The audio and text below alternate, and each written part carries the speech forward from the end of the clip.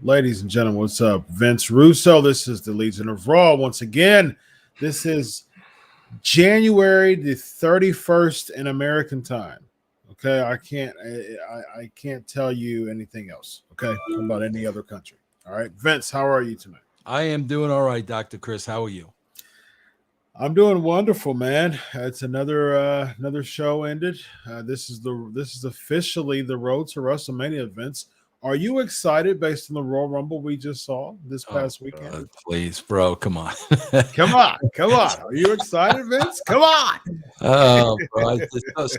So many things I could say about it. It's not even about the Rumble, bro. It's not the wrestling BS. It's the business of the WWE, and oh my God, bro, just so much I could say about it. Shout out to Riddler, says, forget Raw, watch this show here. These two are the real deal. Thank you, Riddler, for sharing that information, sharing your thoughts. Also, comments on the YouTube. Subscribe and like for YouTube, and leave us a positive comment if you enjoy all these people who come and enjoy this show every single week and put us over. Hey, show your love on YouTube and make a positive comment. That helps the algorithms for not only YouTube subscriptions and people seeing us, but the ability to see the Legion of Raw every single week, specifically this show on the road to WrestleMania. Hey, look, we're going to absolutely dissect this Raw like we do every single week. Vince, give me a 30,000 foot view of your takeaway of the Royal Rumble leading into this Raw. Bro, here's the bottom line. They listen. Triple H made it clear we are no longer going to create stars. No one person is going to be bigger than the WWE. That's what he said.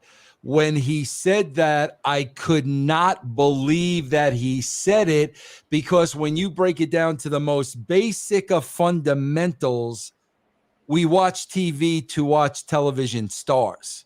Correct. That's what we tune into TV for. We want to see stars. Kevin Costner is a star on Yellowstone. We want to see stars. So I didn't take Triple H seriously. But they have, without a shadow of a doubt, lived up to that comment, and they stopped making stars. Yeah. So now, bro, when you think about this, Chris, think about this. Their two biggest stars right now on the roster did not come from WWE. They came from the UFC. They were made in MMA. They weren't even made by the company. And those two MMA stars are beating all the wrestlers on the WWE roster. Think about that, bro. Think about that. We are saying MMA fighters, UFC fighters are the real deal, and they can take anybody on the WWE roster. Think about that, bro, for your business. Think about it. Then, Chris, to add insult to injury, Bad Bunny, who didn't even perform in the MMA. This guy's just a rapper. He comes in the ring. He beats up half your roster. A rapper beats up half your roster. And I'm like, okay, guys, you lived up to your word. You didn't create any stars. Now you have no stars. Now you're literally depending on UFC stars to carry you through a WrestleMania. Bro, the perception of that for this company is absolutely horrible. Yep. It is horrible, bro. But make no bones about it, Chris. These are the two biggest stars on the roster, far and away. They're playing it safe by putting Brock and Ronda Rousey over. But what they don't realize they've done in the interim is they've buried their entire rosters. Absolutely. I mean, and to be fair, Brock Lesnar is a homegrown WWE talent. He was, OVW 2002. And then he left the WWE to pursue football. Football didn't really work out. And then he did become an MMA guy-ish. He had about a handful of matches. And so he is a bona fide, part-time special attraction guy. He's been a little bit more interactive over the past few months. But at the end of the day, I mean, Brock Lesnar has his stints, and he's been in the company for 20 years now, off and on. So he's not a future talent. He's not someone who they should be investing in, without the exception of eventually giving the rub to someone who is the future of the WWE. And here's the problem, Vince.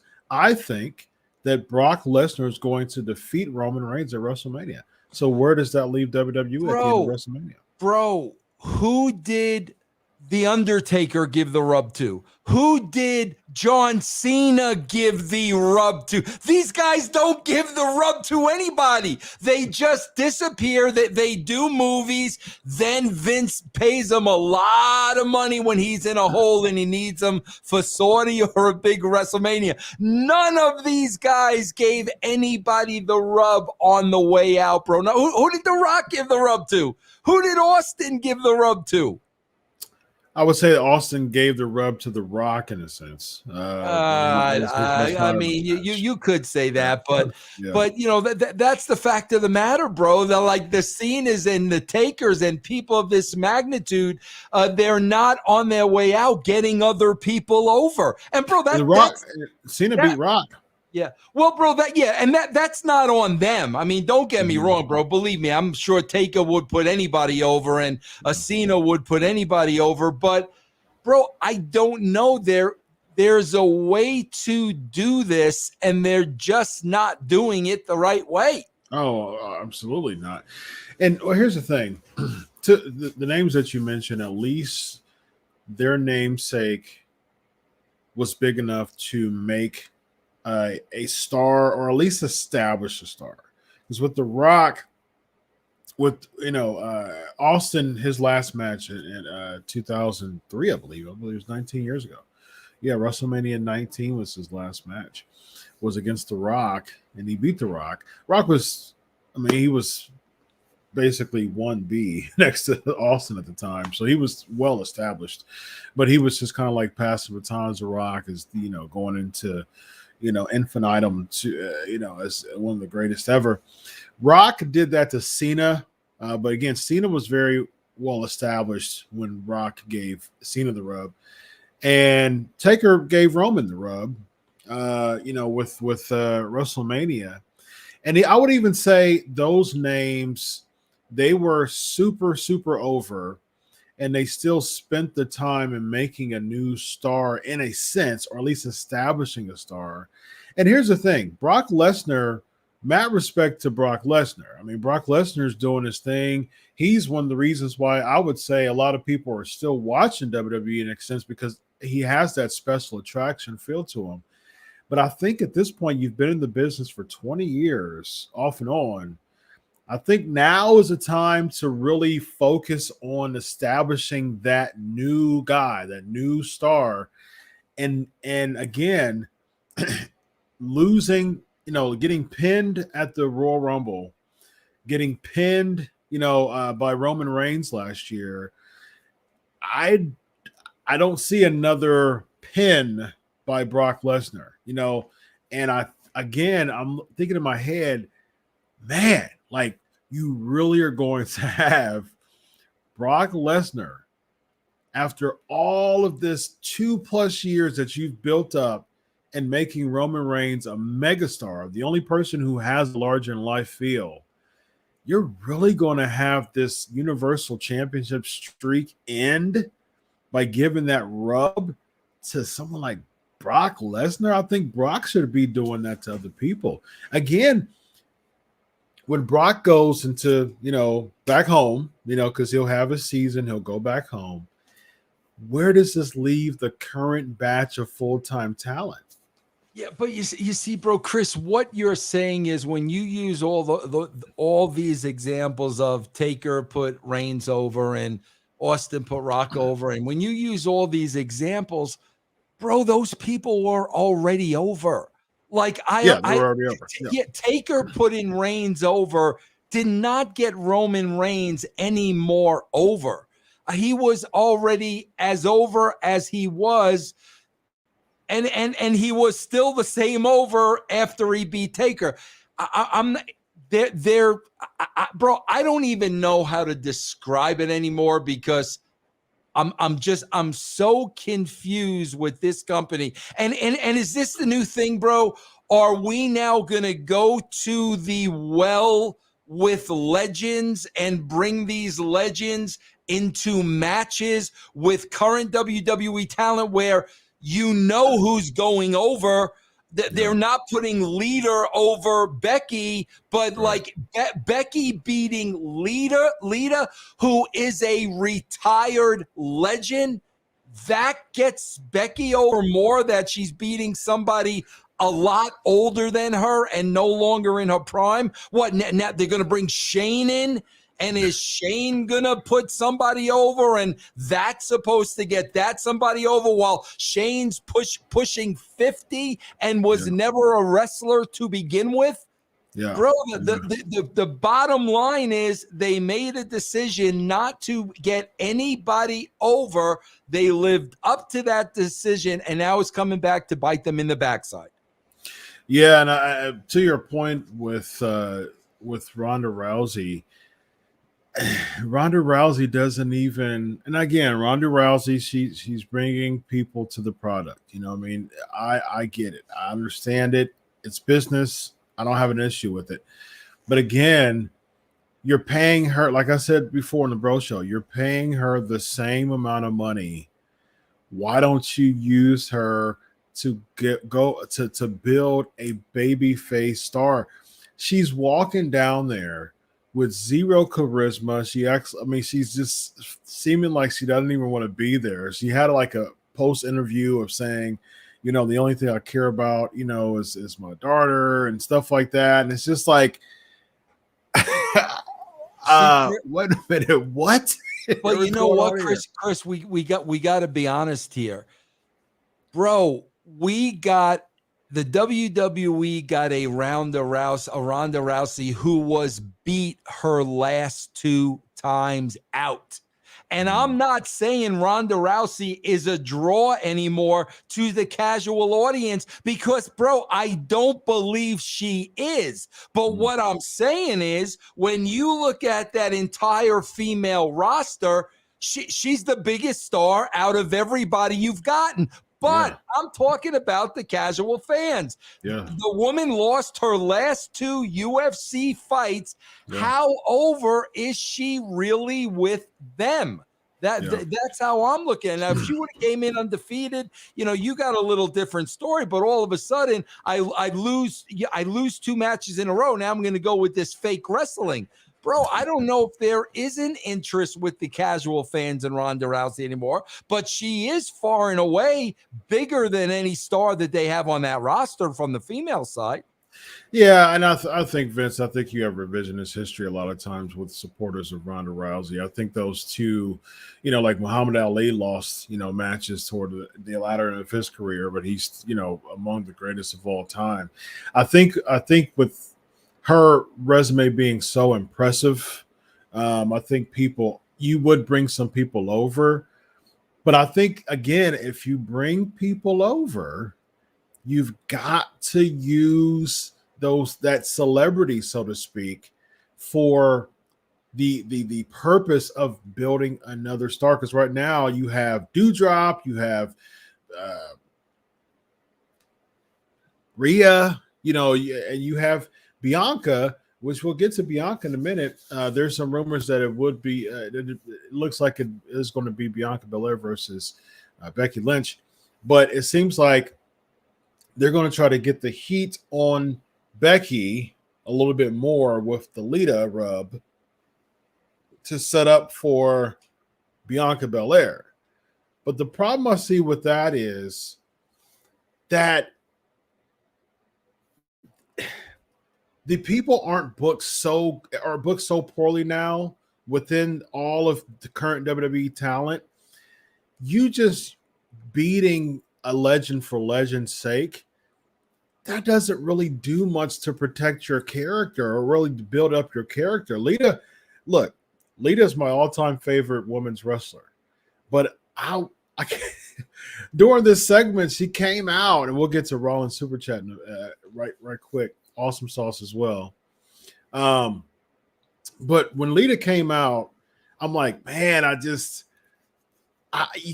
you still got to bring a story, even if a legend's involved. And I think you can use a legend to your advantage, even in the storyline format. But just simply saying, hey, I'm Hall of Famer Lita, I deserve a title shot, challenge Elimination Chamber. There's no story behind that, and people still aren't going to get behind it just because Lita's a part of it, though. Bro, Chris, here's the thing, too. You got to keep this in mind with Ronda Rousey because, bro, she didn't draw the first time, Chris. This is not the first time. This is the second time.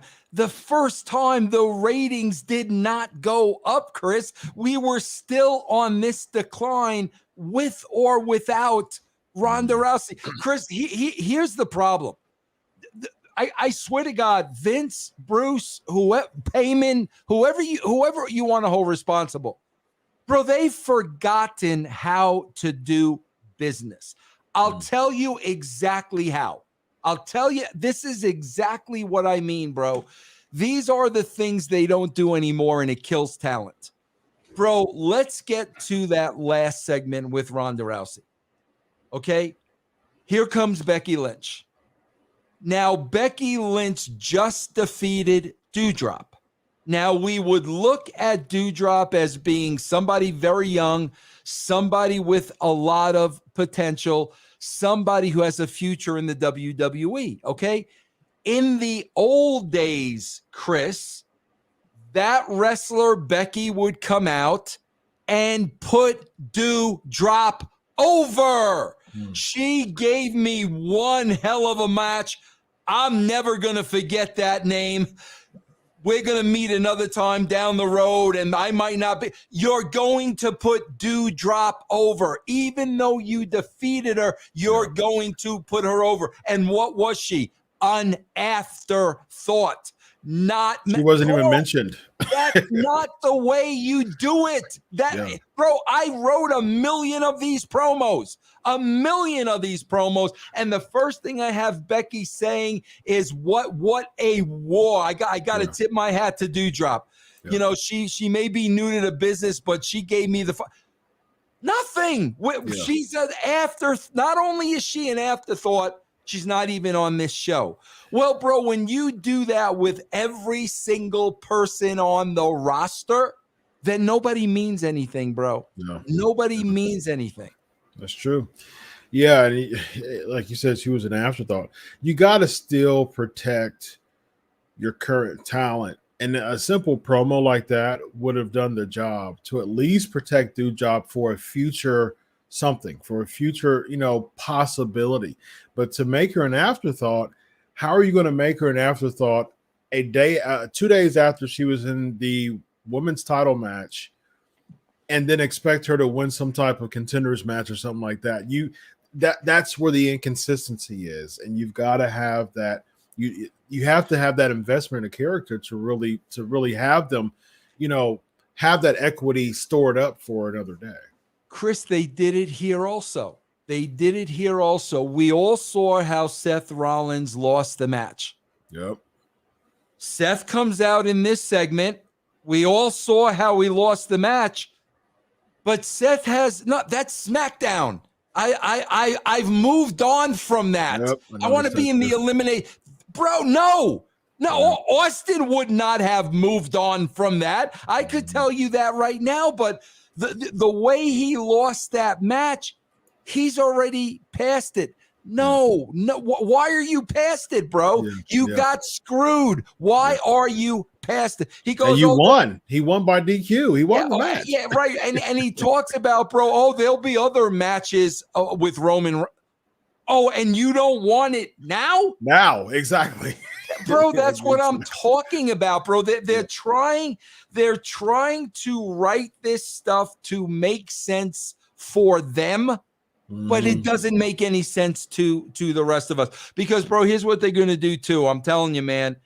Remember the situation with Heyman and Lesnar and Reigns, where we forgot everything, and then he just showed up with Brock.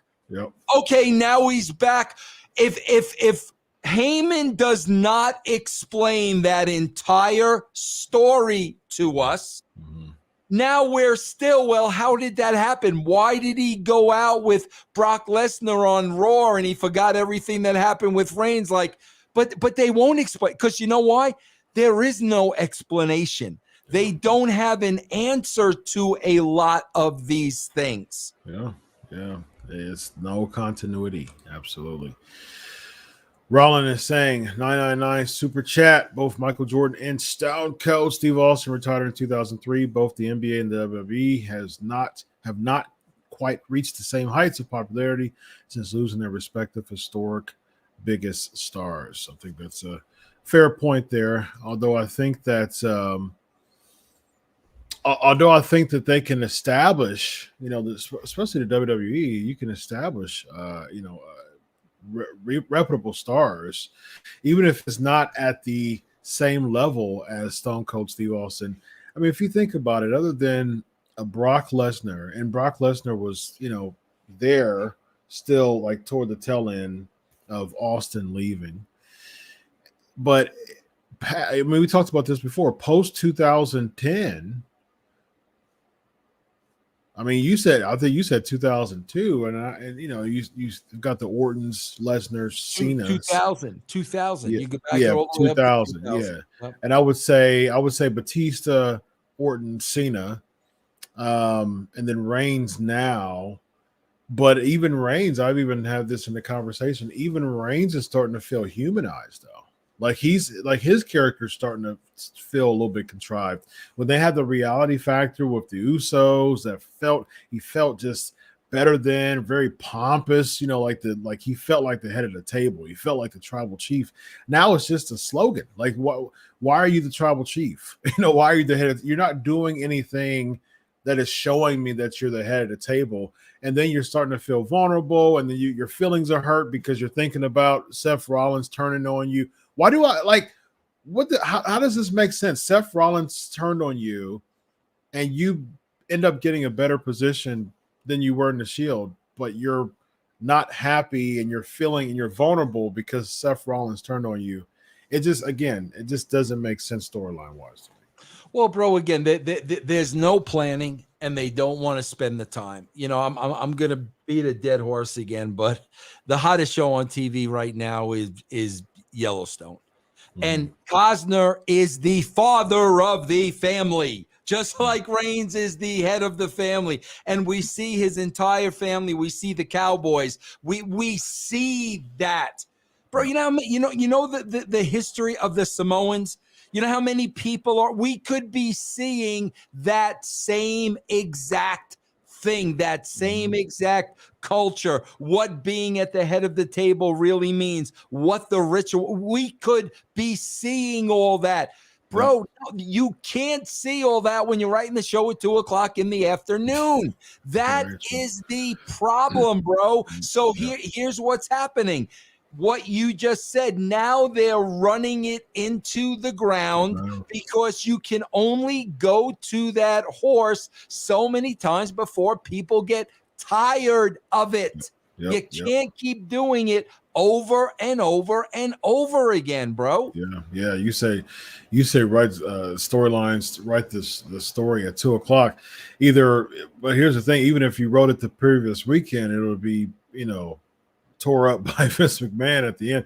I don't know if you heard, but there was rumors that there was a ton of Royal Rumble changes, and Brock Lesnar was like a last minute call, and Riddle was even scheduled to win the Royal Rumble, and it's just a whole bunch of And the thing is, when I watched the Rumble, the men's Rumble was just absolutely horrible.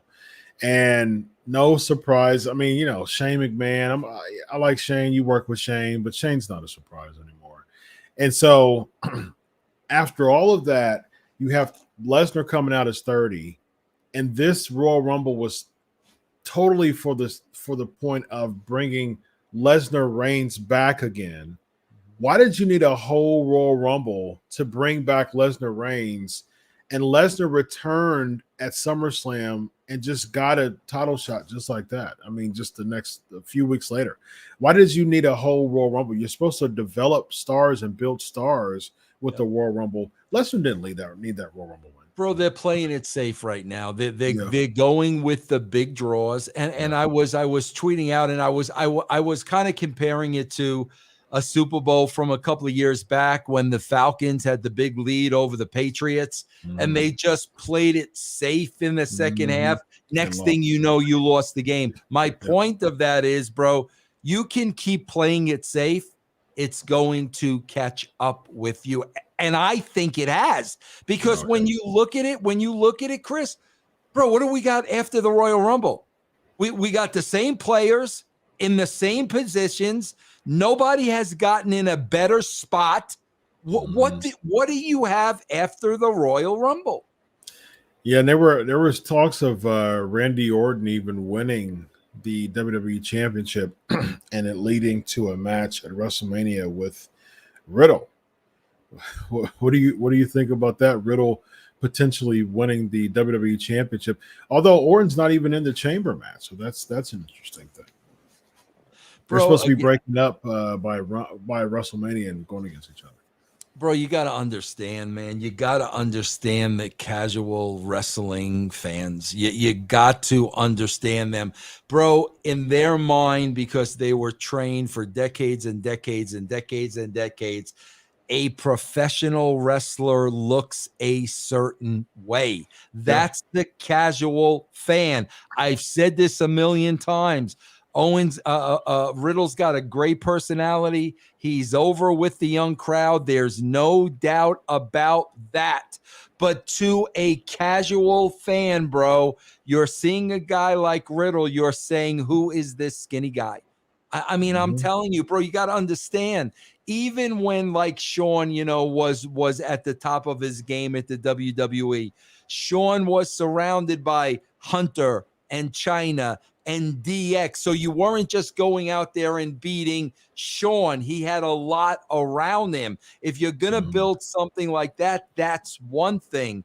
But a guy like Riddle as a singles, just holding that world title, I don't think the casual fan buys that, bro. Yeah, I agree from a casual standpoint. I don't think he's a merch seller. He's popular. Right. But I think it's just for a pocket of fans, though. I don't think he transcends the business as someone who's like, he's again. I call it the Letterman effect. Will you bring this guy Matt Riddle on the Devil Letterman show doing his whole bro gimmick? You know what I mean? Like I don't see it. I don't see it working. I like Riddle though. But just as far as like star power, WWE champion on Raw, like I just don't see it. Richard, I just want to give a shout out to Vince Russo and let you know that the true wrestling fans love you and miss your creative input. That deserves a bounty right there. Very nice, very nice. Thank you. That's very nice of you to say that. Very nice, very nice. And that super chat that you just saw was from Awesome Sauce, $2 while Vince was talking. Rousey was big at WrestleMania 31, but that was 7 years ago. Yes, it was. Yes, it was 7 years ago. All right, let's chop into this show here. Adam Pearce announced a WWE Championship match at Elimination Chamber. MVP and Bobby Lashley interrupt. Brock Lesnar comes out. He has a verbal exchange with Lashley. Adam Pearce announced Brock Lesnar in the WWE Championship match Elimination Chamber. Now, his angle was he wanted to make it champion versus champion. He said that he wanted a rematch. Rematch denied by MVP and Lashley. So Brock Lesnar is going to be in the Elimination Chamber match. Is it possible that we will see a champion versus champion match? It's not supposed to be, as far as I heard recently, but you're really like, you took the belt off of Brock to either potentially do a champion versus champion match, which you could have saved. You could have kept the belt on Brock, or you have like Brock Lesnar has to get pinned. It's the Elimination Chamber match. Everybody has to be eliminated. So you have another Brock Lesnar pin going into WrestleMania. Yeah, because the way they're looking at it, bro, is it's another chance for Roman Reigns to screw Brock Lesnar. That's all that's all it is. He's gonna he's gonna screw him again. We're gonna get more heat on Roman Reigns going into the match. That's it. Period. That's what it's about. Again, just to have Brock Lesnar beat Roman Reigns at WrestleMania. What does the WWE really get from that, Vince? Let's see. So what's that? What's next? SummerSlam? As far as a big pay-per-view, SummerSlam. Yeah. That's what they get out of it. Bro, you got to understand. There's only so many people on top. Bro, they've got to milk this for as long as they can milk it. Let Brock go over Reigns because all they have is to bring it back again. Bro, they've literally have maybe 5 or 6 people to work with. And they're going to have to keep stretching this out and stretching it out. Now, I was reading today, bro. Now, Kurt Angle mentioned something about coming back. So now, is that going to be good? Now, we're going to put Kurt Angle in the Lita role where Kurt Angle is going to challenge Bobby Lashley. We know Lashley's going to go over because he's on the active roster. That's what they're doing, bro. What this is quote me on this. This is a great quote here, Chris. Here, use it. Raju, use this, bro. Bro, here's what's happening here. They're playing a chess game and they're running out of pieces. That's exact. So we've got this. We got to keep stretching and stretching. That's exactly what they're doing, bro. And to me, I'm laughing because the comical thing is you got yourself in this spot, bro. Absolutely. The fans didn't get you in this spot, bro. 100%. The fans did not. I agree with that 100%. And bro, I got to ask you a question too with this opening segment, bro. Why do you want to piss off the people in the building in the first segment? Why do you want to tease them in the very first segment with a Lashley Brock Lesnar match and then not give it to why would you? We would never do that back in the day. Why would you do that, bro? Yep. We talked about that before, just teasing matches and yes, it's me and you next week on the Raw. And this would be the 6th pay-per-view match between Roman Reigns and Brock Lesnar. Singles. I believe it's the 8th match period pay-per-view with 2 matches were multi-person. And this would be the 6th pay-per-view match and the 3rd WrestleMania between the 2. 3 WrestleManias. Now, I'm not opposed to 3 WrestleManias when it is a legitimate rivalry that has a great story to it, right? The other 3 WrestleManias we saw before was Austin Rock. Austin Rock was 15, 17, and 19. Rock was, corporate. He was the people's champ at 17. It was babyface versus babyface at 17. The roles were reversed. Rock was the heel again. Austin turned heel at 17. Rock comes in as his other Rock gimmicks, Hollywood gimmick, and beats Austin at 19. So that trilogy was really good because Austin Rock is one of the greatest rivalries in WWE history. The other three WrestleManias was Taker and Triple H. 20, they were at 17, and then they were at 27 and 28. And it was a 2-year, it was like a year buildup. So you did the 27, Taker cuts his hair, comes back, and then they do the Hell in a Cell match at 28 with Shawn Michaels, which is actually a very good match. Good story to it, by the way. And they had their trilogy of WrestleMania matches, but it made sense back to back. Now, with Brock Lesnar and Roman Reigns, there wasn't a continuous storyline going into these WrestleMania segments. There was 30, the one that Seth Rollins won, I believe that was 31 in California, if I believe. And so it was just Roman Reigns is the up and comer, Brock Lesnar's, the beast, dominant. And then they go against each other in New Orleans, 34. I was actually there. And again, it wasn't a lot of story into it. It was just Roman Reigns and Brock Lesnar again. And now this year had more of the story with Heyman in there. But at the same time, again, by you having Lesnar win the culmination of this, it really puts WWE. It really pigeonholes WWE as far as developing new talent. There's no point of this to me at WrestleMania. I don't see I'm with you. Like there's so many things. Like and again, bro, it's just there's no planning. It's, bro, we had the Austin Theory, Vince McMahon thing for weeks and weeks and weeks. Yeah. Okay. Then we have Shane McMahon, Vince's real son, in the Royal Rumble match with no connection whatsoever to Austin Theory. Then I'm hearing Shane's coming back to do an angle up until WrestleMania.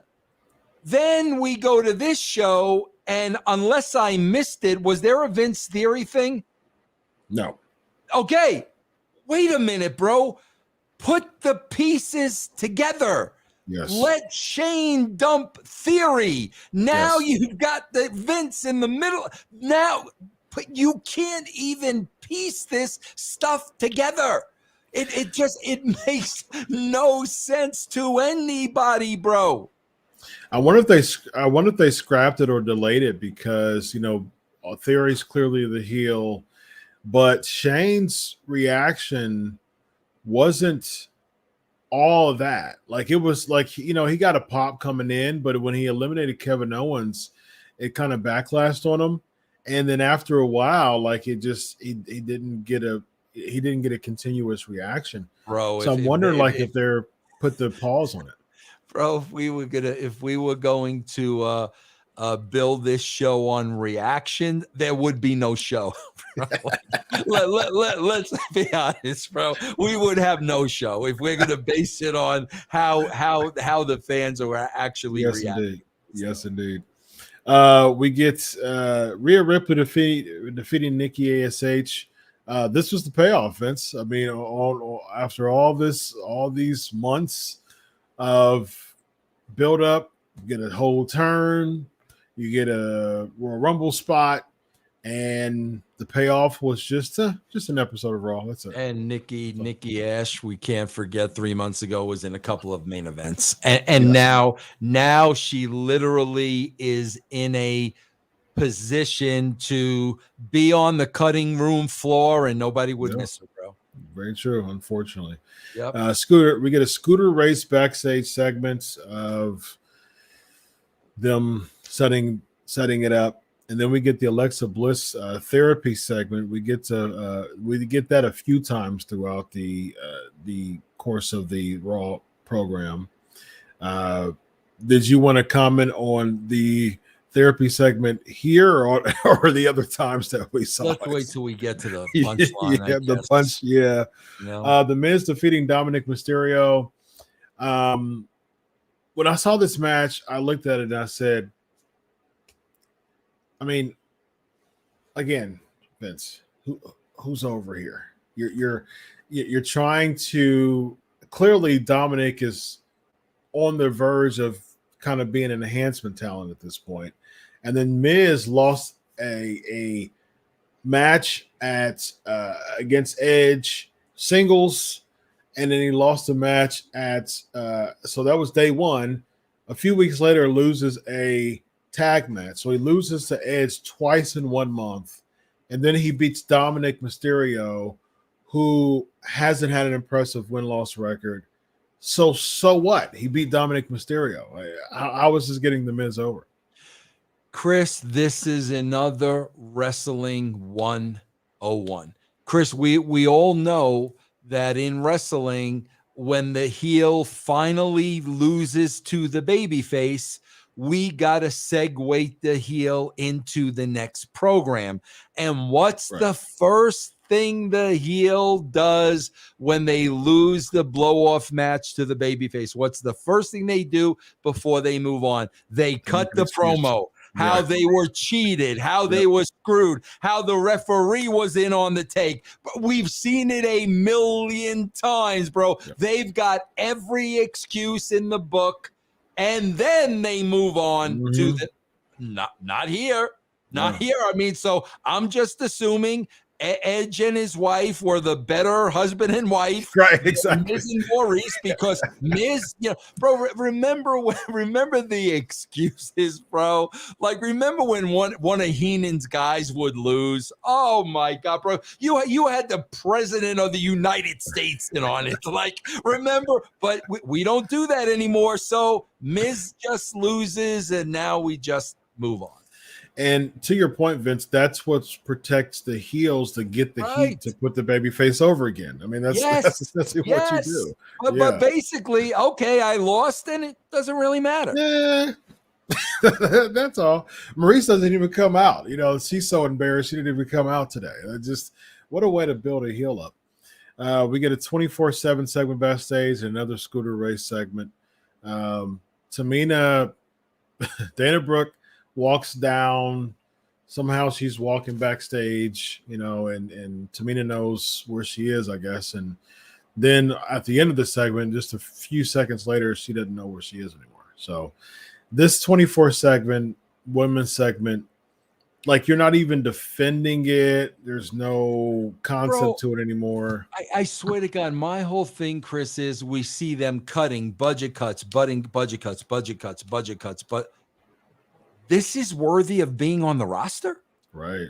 Like I'm not nothing again. I don't want anybody to lose their job, but this is worthy of them being on the roster. What they're doing, listen, I don't mind Dana Brooke being, on the roster. Book her right, Tamina. I think Tamina is one of the most underrated, underutilized, mishandled talents.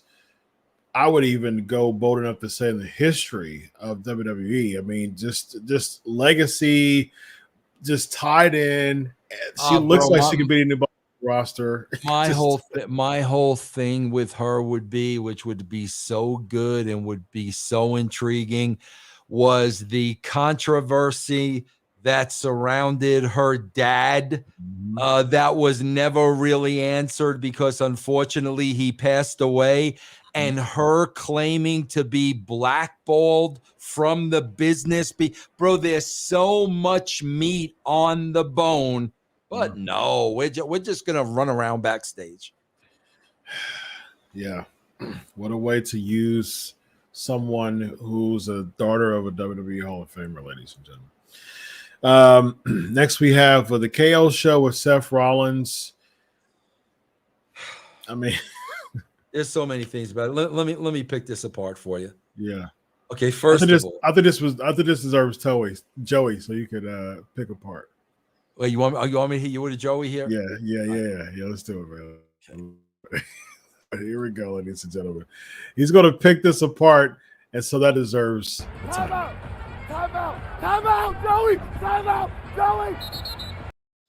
Okay, did you first notice, Chris, Kevin Owens did not have on the Fred Flintstone tie. Did you notice that? I did notice. Yes, I did. Okay, yes. all right, because he got called Fred Flintstone and probably didn't like it. So okay, thank God we lost the tie. Okay, bro, help me.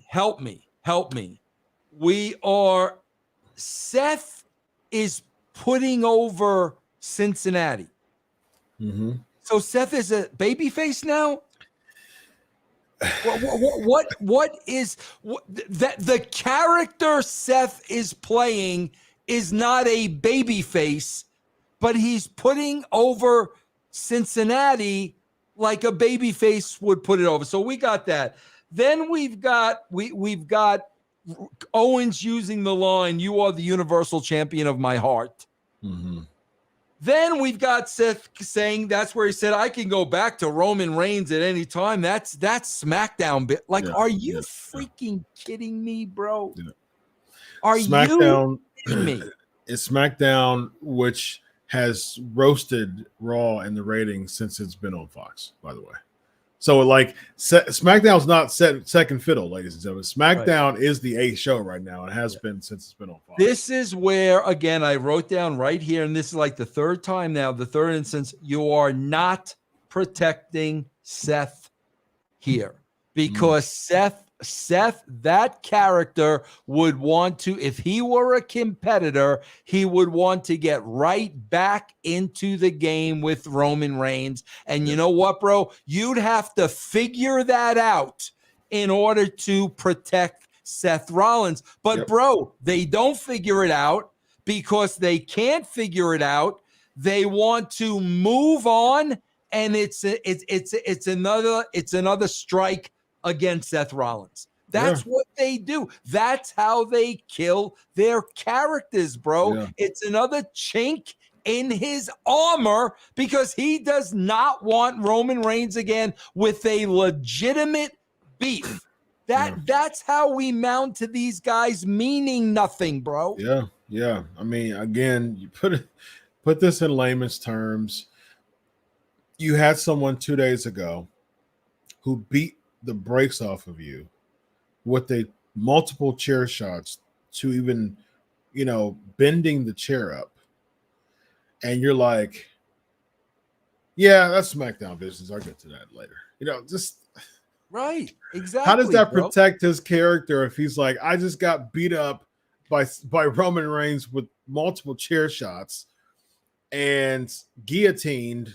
He choked me out, beat me up with multiple chair shots, and I'm like, I'd rather be in this Elimination Chamber match to see if I become champion. But see what you just said there, Dr. Chris, the way you laid that out, bro, that's the conversation he needs to have with Vince. Absolutely. What you just said, because bro, with all due respect to 76-year-old Vince, did he forget? Is it an afterthought? But that's where you have to protect your brand and say, Vince, 2 days ago, this happened. Where would my head be at? That's, bro, that like I said, Chris, that's how wrestling writes itself. If you're true to characters, this writes itself. You can't just forget this and move on. That's how everybody gets hurt. Agreed. Absolutely. We get Theory defeating Kevin Owens. And to your point, Vince, Owens and Rollins have solidified themselves as heels. Rollins and Owens are in cahoots. Owens still trashes Towns and makes sure that he gets the heel heat. Seth was trashing Towns, but it's still the gimmick that is very arrogant. But for some reason, Owens is fighting the up-and-coming heel. Who is what here? The dialogue here was awful. And bro, here's the difference too, bro. This tells me so freaking much. This is where this is not the same company. Bro, they're in Cincinnati. The Bengals win yesterday. They're going to the Super Bowl. Bro, if this is 1999, we got Burrows on this show. Yes, exactly. You've got them there. Rings. No, nothing. That's the difference, bro. Great That's point, how Vince. we did it back then. Are you Great kidding? Those people would, bro, you involve Burrows in an angle or something, like those people there wouldn't have got unglued. It wouldn't have made ESPN. It wouldn't have been on in every single sports reel for the entire week. That's what I'm talking about, bro. What happened to this company, bro? What happened? Vince, you hit it right on the head. And as an Ohioan myself, ladies and gentlemen, who is a Titans fan, but as I posted yesterday, I said, wow, the Bengals are in the Super Bowl, and I am mad at it one bit because you know how much of an Ohio mark I am, born and raised in Columbus.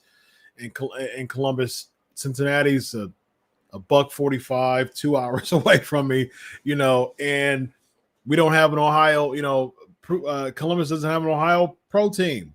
So there's default Bengals or default Browns fans. And so Columbus people are like, hey, sure. Okay. Who they? You know what I mean? Like that's what we're going to do. And if you have Joe Burrow, who played football in Ohio State before getting transferred to LSU, he's an Ohio State quarterback, ladies and gentlemen. And in his Heisman speech, he gave kudos to Ohio State and Urban Meyer. You have all of that money and meat and media on the table, and instead you can't give anybody a call from the Bengals. You can't give the field goal kicker, you can't give McPherson, you can't give him a call. He won the game against Titans and the Chiefs. And so you couldn't give Burrow a call. You couldn't give McPherson a call. What is going on here? That's what I'm talking about, bro. This is not the same company, bro. It is not. At least you could have done a pre-segment like early in the day, some type of filming. You're in Cincinnati, and it just makes no sense. Yep. We got Greg with the $4.99 super chat. They could have filled the scooter race at the football stadium with Riddle wearing a Bengals jersey and Gable a Rams jersey. There you go. Yeah, I think absolutely. You're absolutely right, Greg. You're absolutely right. Good call there, Derek. Hey, Greg, I just got to tell you, bro. I'm just telling you, when you're showing up at the building 12 o'clock for a production meeting and you don't know what you're doing, Chris, it is chaos. Yeah. It is utter chaos, bro. You got a live show. Time is counting down. It's chaos, bro. Yeah, indeed.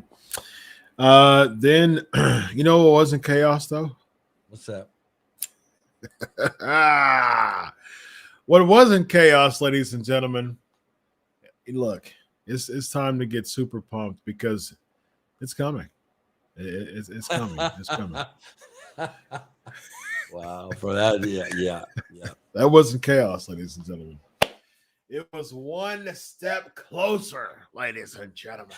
This has to be some kind of a storyline rib gimmick. It's got to be something. There's got to be something to this, bro. I'm wondering, Vince, if and go with me here, Vince. I'm wondering if they're doing this subtle Reigns and or Owens babyface turn all of a sudden again for one of them to start a feud with a debuting Veer Mahan. Veer versus Seth Rollins at WrestleMania, Vince. That's not money. That's not money. Oh God, bro, are those guys? I don't watch SmackDown, bro. Because if anybody out there wants to pay me to watch SmackDown, I'm available. Bro, nice. Are those guys Slapjack and Black Hammer and Axe Handle? Are they on SmackDown or are they forgotten? Axe Jack Black Jack. Hammer is not there, but Heavy Metal Van Hammer is on. Van Hammer he's back. But are those guys Yeah. back? Are those Retribution guys? Are they over there? Where are they? T-Bar has been doing some main event stuff. I think actually Veer went against T-Bar on main event, if I'm not mistaken. And what about the other guy? Slapjack? So you have so one of them's fired. Shane Thorne's fired. Was that the guy with the long dreads? No, Dio Man, he's still there. I don't know where the heck he is. I know that Slapjack, Shane Thorne, he was released, so he's not there anymore. And so you have Donovan Dijak. He's still there. But the guy with the long dreads, he's nowhere to be found. Mace, no. Mace, and he's got a heck of a look too. He does, absolutely. So, and he's I've seen him live. I mean, he's a Booker T guy,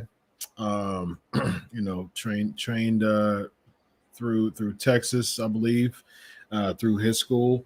So he's got, he was on NXT. He was announcing for a second. He did a face-to-face with Lesnar. You know what I mean? So he looks good. He's got potential.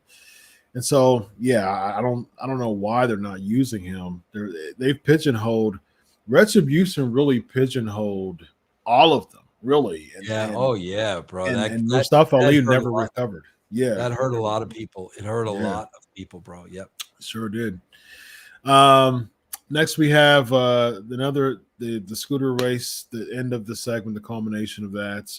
Riddle wins after Otis helps him, and then Riddle versus Otis turns into a match to determine the spot for the Elimination Chamber, and Riddle wins. Expected. Don't know exactly, if the rumors are true. Riddle winning the Royal Rumble, Orton winning it. There was some discussion that Riddle was going to win the Royal Rumble. Orton was going to be in the Elimination Chamber match and win the title, and then that potentially set up the title match. Or even if it was non-title, it could have been Orton versus Riddle.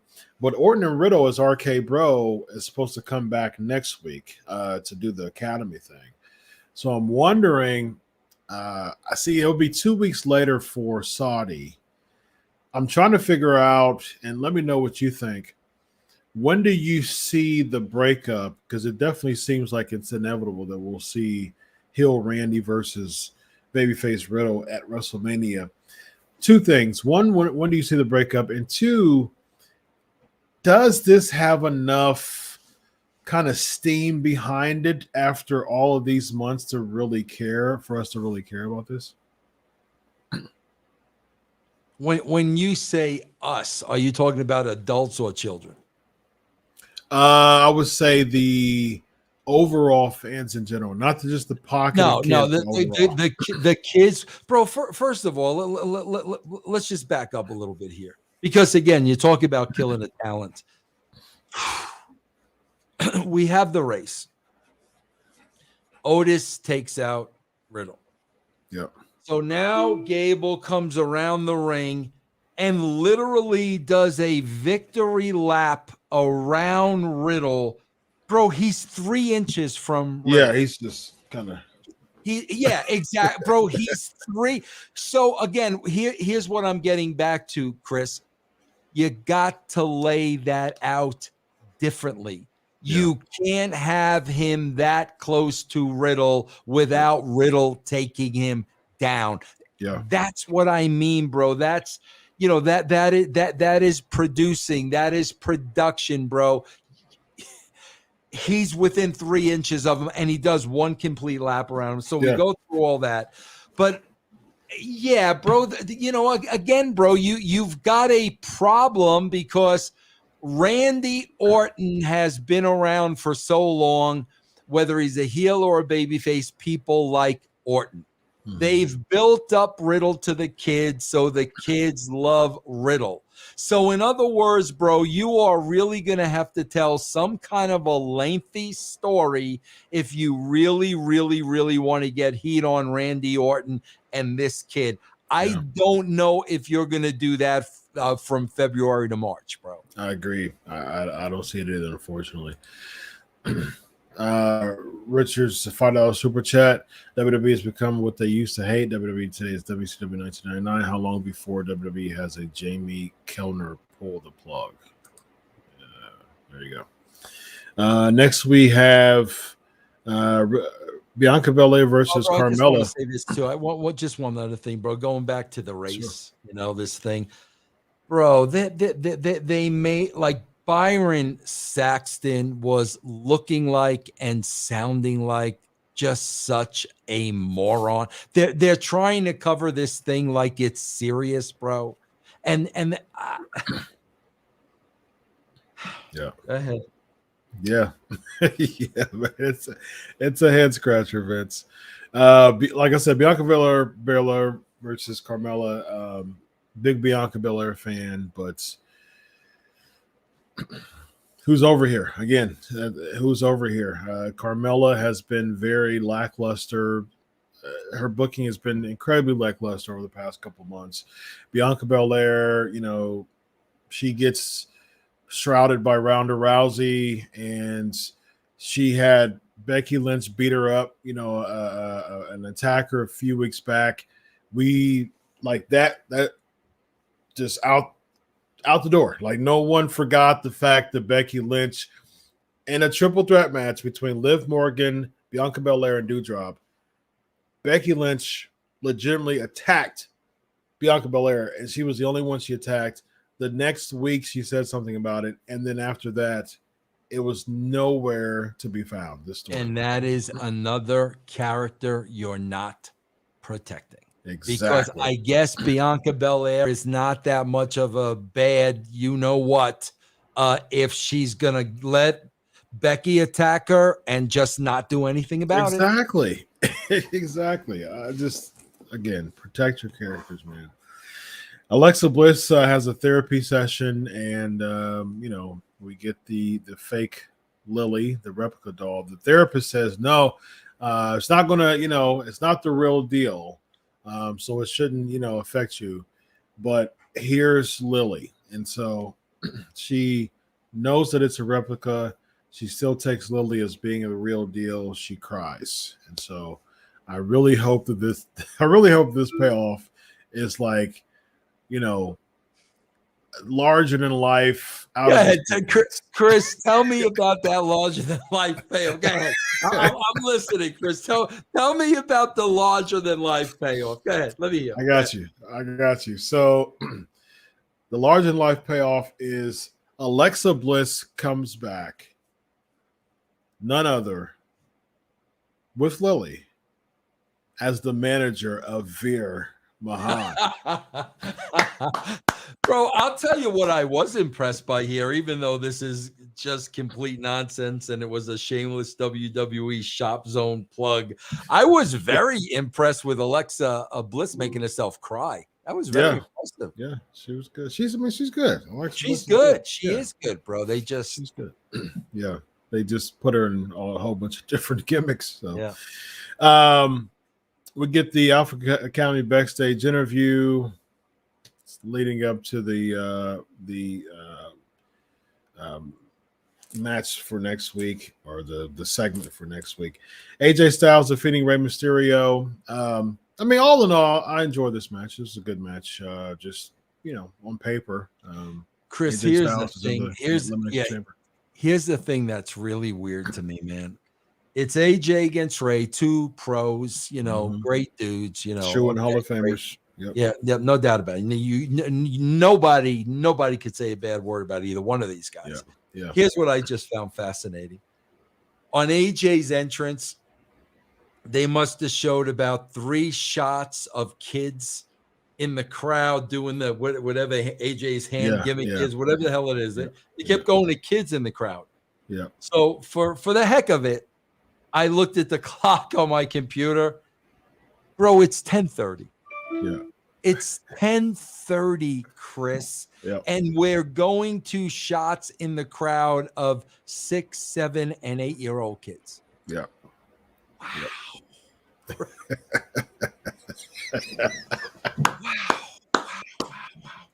That's an interesting observation there, because most of the kids who are watching wrestling for the first 2 hours are getting ready for school. They're in bed, ladies and gentlemen. So, and again, 10:30 at night is not a time conducive to catering to children at that point. So, I agreed with you there. So, Ronda Rousey cuts an in-ring promo, and she comes in the ring just as if she gives no craps about WWE. She doesn't give no craps about the fan interaction. She just when she first came in, you could tell that she was marking out for, like, a few years ago. You could tell she was marking out, and it seems like she was legitimately bothered by the fan reaction the last time toward the end. And I know that she had the post thing, just bashing WWE. Even Paige even talked about it. If we got Paige to shoot about something, oh my God, that it's something serious there. Yes, yes, yeah. He got upset when I got on a fan. Yeah, exactly. And so Paige even was shooting about this. And so you have Ronda Rousey that you're using her for her namesake. And you could just tell that, like, she just seems so disconnected from the fans and just the product, period. She comes out, just walks, cuts a beeline to the ring, grabs a mic. Her promo even seemed like it was just lifeless, Vince. And Becky came in trying to save it, but it was just a lifeless segment from Chris. Ronda Rousey. I got to tell you something. And I'm gonna be all over Becky, Rebecca here in a second. Yeah. But I'm going to tell you this. It was very refreshing. I caught like the first 5 minutes after the Rumble of Becky Lynch was on Austin. And it was very refreshing to hear Becky Lynch say, it's not all about wrestling anymore. Wrestling isn't as important to me as it once was. She's talking about her kid. And I'm listening to this and I'm like, bro, I love hearing this, but Vince is listening to this. Trust me. And this ain't going to bode well for you down the road. But Chris, I got to tell you, man, there isn't a woman I didn't work with in wrestling where when they had a child, everything changed for them, bro. The minute they became mothers, wrestling was now a distant second. Yeah. And I think that's where Ronda is. That's why, bro, they may use her to put somebody over at WrestleMania because, bro, I think this is where she's at. She just had her first child. In her mind, bro, there is probably an end date, a dollar amount, and I just need to get through this because I'm telling you, bro, every woman I worked with that had a child, wrestling was not the priority after that, bro. I can see that. But to your point with Becky, she at least, I'm not a big Becky fan, but at least she's trying to make her character work in some way. At least there's still an attempted connection with the crowd. To come out and just act like you just don't care, though. I mean, like that's the problem that I have, and I'm like, if you don't care, and if you're going to cut lifeless promos like that, like you're hurting the business more than helping at this point. And I just don't see it with Ronda Rousey. I think, and you make sense. What you're saying makes sense as far, and you have experience, so you know that. But at the same time, it's just like the WWE didn't need you. You still got to be a professional. Bingo. You at the end of the day, Vince. Yes. You still have to be a professional if you chose. Yeah. You chose to do this. Like this wasn't forced upon you. Yeah. You didn't need this. Yes. Ronda Rousey doesn't need WWE at all. Yeah, Chris, if I didn't want to be there, I wouldn't be there. Right. All the money in the world would not get me there 100%. if I didn't want to be there.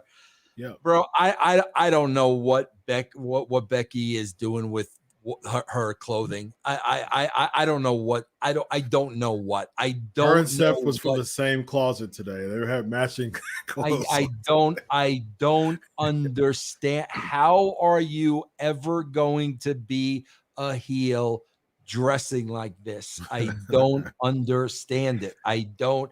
She's wearing the puffy shirt from Seinfeld, bro. And I don't understand it, bro. I just don't get it. Yeah. You know, I used to be a huge Becky fan. I'm not so much anymore because she just feels so contrived. But I'm gonna put Becky over on this segment because Becky injected some type of life to this segment. This is the last segment of the night before Lita. You have this whole big old, clips. Ronda Rousey, first time in over like they hyped her up. Like the first time in nearly 3 years. Ronda Rousey's coming up. First time in nearly 3 years. And they do that for her to cut a beeline and just grab a mic. She just kind of like half-butted, just hold the mic, just really blasé, hold the mic, and she just like, okay, what's my line? Okay, yeah, Rebecca. Okay, yeah. Let's see whose title I'm gonna. What? Like that whole big old hype for. Let's see who title I'm gonna get at WrestleMania. Charlotte, Rebecca. And the fans were just sitting there, like waiting, like, okay, yeah, all the build up, here comes the music, and we get this. Like, how is this building up for WrestleMania? How in the world am I excited? And Vince, I wonder, at the end of the day, does Vince get super upset about this? But here's the problem, Vince. Ronda Rousey's an asset more than she's a liability, and Vince wouldn't want to ream her because she'd totally be like, see ya, I'm out of here. I don't need this. Very, very rarely is Vince in a position when he needs the talent more than they need him. Yeah. And that's the position he's in with Ronda Rousey. I mean, you're gonna say something, you're gonna piss her off, and she'll be just like, okay, I'll just go back home and be mom again. I mean, he's not in that position where he can dictate to her because, like I said, bro, now he needs her. Yeah, absolutely.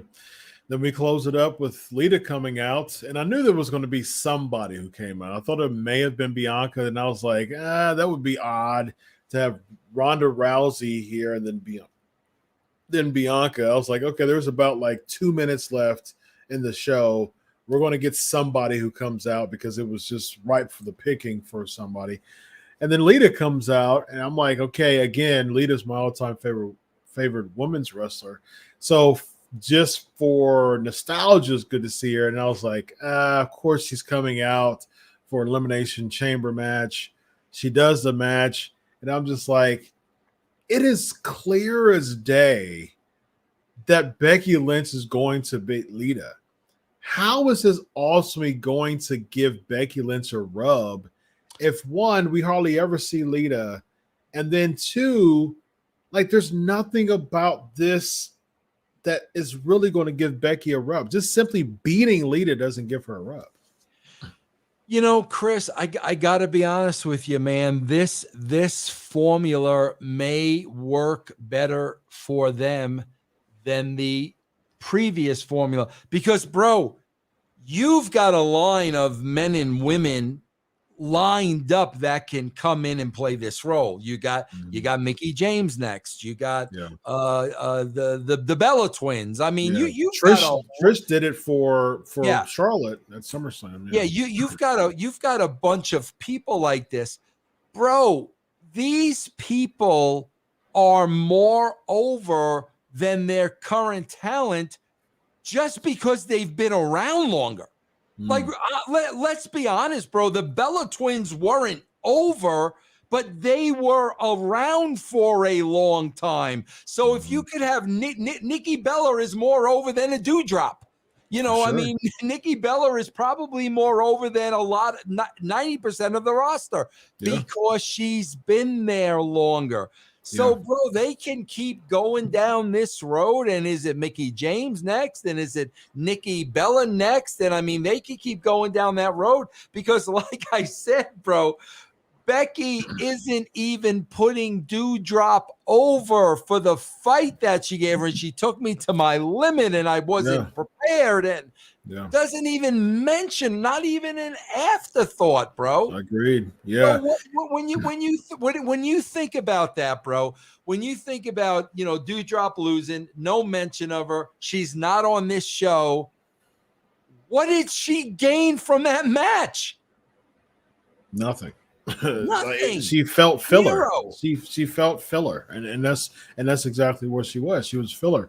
Now, don't get me wrong. I don't mind a nostalgia legend being brought back if there's a good story behind it. But simply announcing a match for match sake, that doesn't do anything for me because again, you haven't built me enough to have a buy-in from a storyline perspective. Just announcing that for the sake of announcing doesn't make sense. Now, if there would be a little bit more meat on the bone, like for instance, we saw the Bella twins eliminate Liv Morgan and Sarah Logan, right? Sarah Logan came back. She was recently released.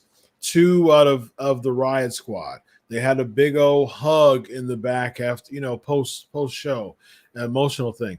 I wouldn't even mind for the sake of a WrestleMania match.